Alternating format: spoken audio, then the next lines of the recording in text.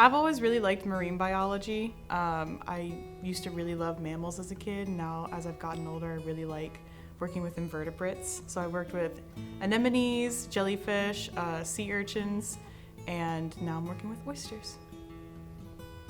The hardest part for me personally is being a supervisor of student workers because I've never been a supervisor before. This is my first time being over other people in that supervisor position. The student workers are lifesavers, honestly. They help me keep this place running because we can hold 1,000 oysters in here, and that is a lot to take care of all at once, and it would be really difficult to do it just by yourself. So we monitor their water quality, like its temperature, pH, salinity, and then we also monitor how much food we give them, and we do daily cell counts to make sure that they're getting enough shellfish diet. Designing a system from the ground up is always a challenge.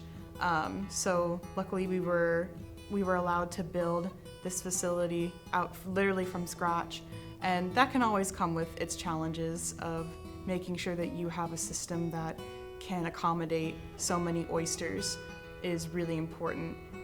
Designing a feeding system for them. Where's their wastewater gonna go? Now you have to design a wastewater system for the facility.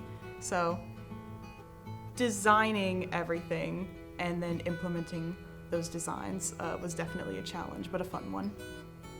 The project kind of came from a need of looking at all the things happening with the Gulf of Mexico, all the changes that are happening from anthropogenic changes, so changes caused by humans, and then with climate change, we have a lot more storms that occur during the hurricane season, so that brings a lot more of these drops in salinity. And with these drops, not all oysters can survive that. They are really sensitive to quick changes in their water quality, especially in their salinity, because that's an important part of their biology. It really affects how they breathe in the water. The ultimate goal is to breed populations of oysters that can tolerate lower salinity. We know that tolerance is heritable, so if you have a male and a female that have a little bunch of baby oysters, if the mother and the father were able to tolerate drops in salinity, that's part of their DNA, it's in their genes, so they'll be able to pass that on to their children, and then their children will also be able to tolerate drops in salinity. We're kind of doing a quick natural selection to pick out these oysters that can have this tolerance for drops in salinity, and then we're creating more oysters that then get put out into the wild, and they form their own reefs and go on to make more tolerable or tolerant oysters. An oyster is a pretty simple creature. It lives in, obviously, its little shell that's made of calcium, and then it will gape open slightly to filter feed, and so water will run across the gills. That's part of its circulation system. It'll take in cells of algae, and then that algae will go to the stomach.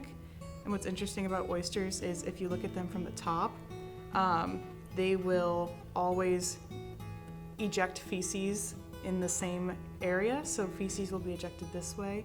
And if they are eating too much or they don't like their food, they will spit it out on the opposite side.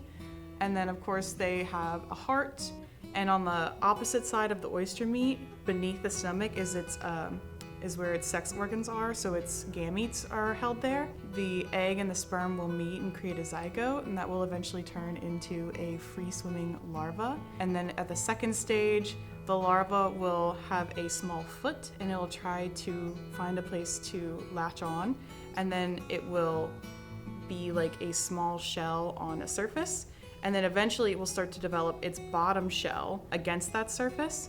And then at that point, it has gone from being a spat to being a juvenile oyster. And all in all, to get from the larva stage to the adult stage to where they can reproduce is about 1 to 2 years. And then they can live to 5 years, and then I think they can be older than that, but it's just a matter of if they encounter disease or any complications in their environment. When an oyster dies, the muscle that holds the two shells together will relax and it'll gape open. And it can either be a slight gape or it'll be a larger gape. But essentially, when you take the oyster out of the water and it doesn't shut, that's how you know it's passed away. The most enjoyable part of my job is just being able to work with the oysters, because I think they're really interesting creatures. I think there's a lot to learn from them, and I wish more people knew about the good that they can do for the environments that they're in.